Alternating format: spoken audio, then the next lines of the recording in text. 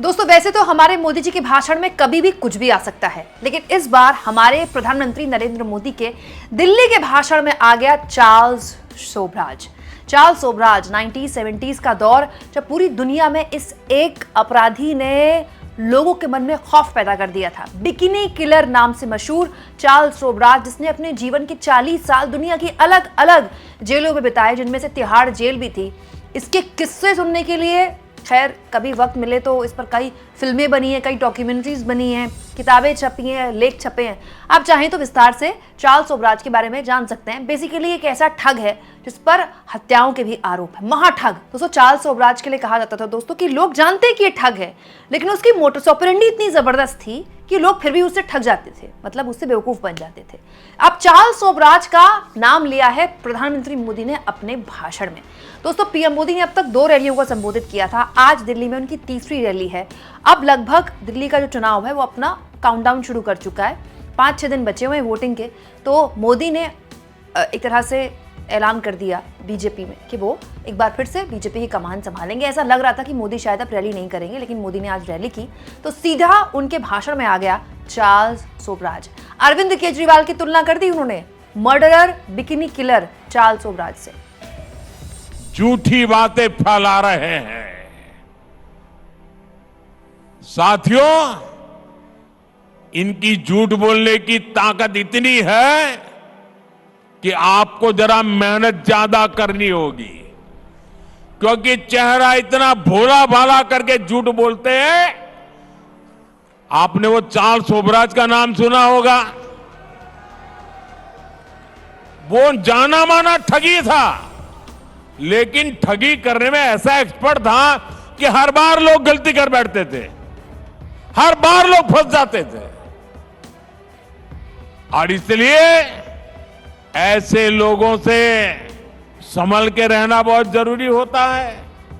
हालांकि बोलने को पीएम ने यहां कई बातें बोली और कई महत्वपूर्ण बिंदुओं पर उन्होंने बीजेपी का पक्ष रखा, लेकिन प्रधानमंत्री मोदी ने उस चीज का भी जिक्र किया जिसका पिछले 5-6 सालों में ऐसा लगता है कि किसी भी चुनाव में मोदी जी ने ऐसा हुआ ना हो कि इसका जिक्र ना किया हो, सर्जिकल स्ट्राइक। दोस्तों वैसे तो चुनाव आयोग की गाइडलाइंस कहती हैं कि सेना के नाम पर, शहीदों के नाम पर आप वोट नहीं मांग सकते, लेकिन चुनाव आयोग की गाइडलाइंस का तो आपको पता ही है, चुनाव आयोग का ही आपको पता है। प्रधानमंत्री मोदी ने आज लोगों को याद दिलाया कि ये वही अरविंद केजरीवाल हैं जिन्होंने सर्जिकल स्ट्राइक पर सवाल उठाए थे। भारतीय गणतंत्र के 75 साल पूरे होने का जोश पूरे देश में है। 26 जनवरी को कर्तव्य पथ पर देशभक्ति की झांकी देश ने देखी। भारतीय सेना की दहाड़ आसमान तक गूंज रही थी। आज भी शाम को बीटिंग रिट्रीट में हमारी सेनाओं का कौशल दिखाई देगा, लेकिन हमें नहीं भूलना है, इसी दिल्ली में आपदा पार्टी ने सेना के पराक्रम पर सवाल उठाए थे। इन लोगों ने विधानसभा सत्र बुलाकर हमारी बहादुर सेना से सर्जिकल स्ट्राइक के सबूत मांगे थे। आपदा वालों ने हमारे सैनिकों की वीरता का अपमान किया था। आज दिल्ली के लोगों से मैं कहना चाहता हूं, मां भारती से विश्वासघात करने वाले ऐसे लोगों को सजा देने का मौका है 5 फरवरी। हालांकि दोस्तों रैली को अगर आप गंभीरता से समझें और विश्लेषण करें रैली का, तो बहुत सी चीजें इस रैली से समझ में आती हैं। पहली चीज तो ये कि बीजेपी और आम आदमी पार्टी के बीच जो कांटे की टक्कर है, उसको बीजेपी एक मौके की तरह ले रही है। वो ये बात समझ रही है कि अगर इस बार भी वो अरविंद केजरीवाल को हरा नहीं पाई, दिल्ली में वो सरकार नहीं बना पाई, तो फिर वो शायद अगले 25 साल तक दिल्ली में सरकार नहीं बना पाएगी। और बीजेपी ये जानती है कि उसके पास ये स्वर्णिम मौका है। अरविंद केजरीवाल को भले ही कितनी एज हो, लेकिन बीजेपी ये सोचती है कि वो हरियाणा और महाराष्ट्र यहाँ दोहरा लेगी। इसीलिए बीजेपी वो काम भी कर रही है जो अमूमन मोदी नहीं करते। दोस्तों अरविंद केजरीवाल खास तौर पर जो झुग्गी झोपड़ियां हैं, जो कि बहुत कट्टर वोट बैंक है अरविंद केजरीवाल का, वहां जाकर आम आदमी पार्टी और केजरीवाल बार बार लोगों को ये बता रहे हैं कि अगर बीजेपी आ गई सरकार में तो फ्री बिजली और फ्री पानी की जो योजना है, जो सबसे बड़ी योजना है, सबसे पॉपुलर योजना है, जहां से देश में रेवड़ी कल्चर की शुरुआत हुई, उस योजना को बीजेपी बंद कर देगी। इस पर आज मोदी ने सफाई दी और कहा कि ऐसा कुछ नहीं होने वाला है। सुनिए। साथियों, ये एक और अफवाह फैला रहे हैं कि भाजपा योजनाएं बंद करेगी। ये कुछ लोगों की ऐसी आदत होती है झूठ बोलने की।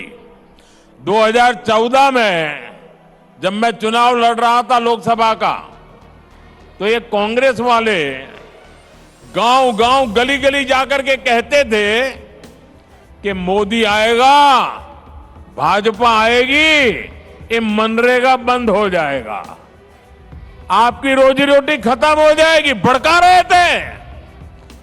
आज 11 साल हो गए, मैंने उस दिन भी कहा था मैं योजनाओं को बंद नहीं करूंगा, मैं योजनाओं को बल दूंगा।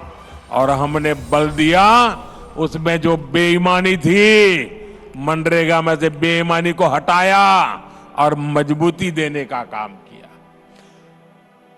हमारे देश में परंपरा है, किसी भी सरकार कितनी ही बुरी क्यों ना हो, कितने ही बदनाम क्यों ना हो, लेकिन अगर उसके कार्यकाल में कोई अच्छी चीज शुरू हुई हो तो हर सरकार उसको आगे चलाती है।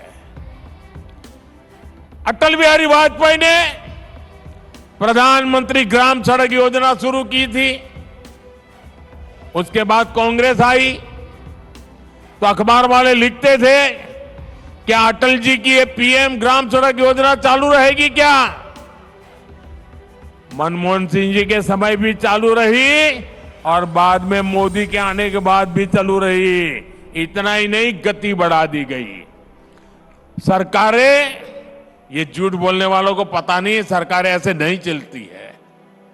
और इसलिए जो भी अच्छा है,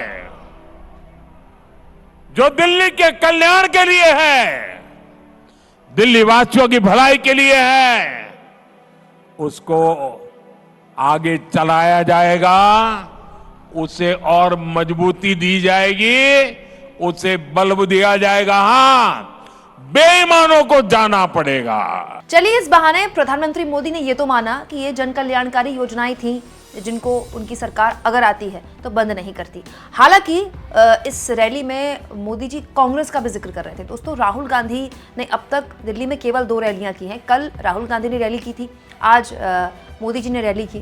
तो राहुल गांधी और कांग्रेस पार्टी कैसा चुनाव लड़ती है, इसको लेकर भी बीजेपी नजर बनाए हुए है दरअसल कांग्रेस पर।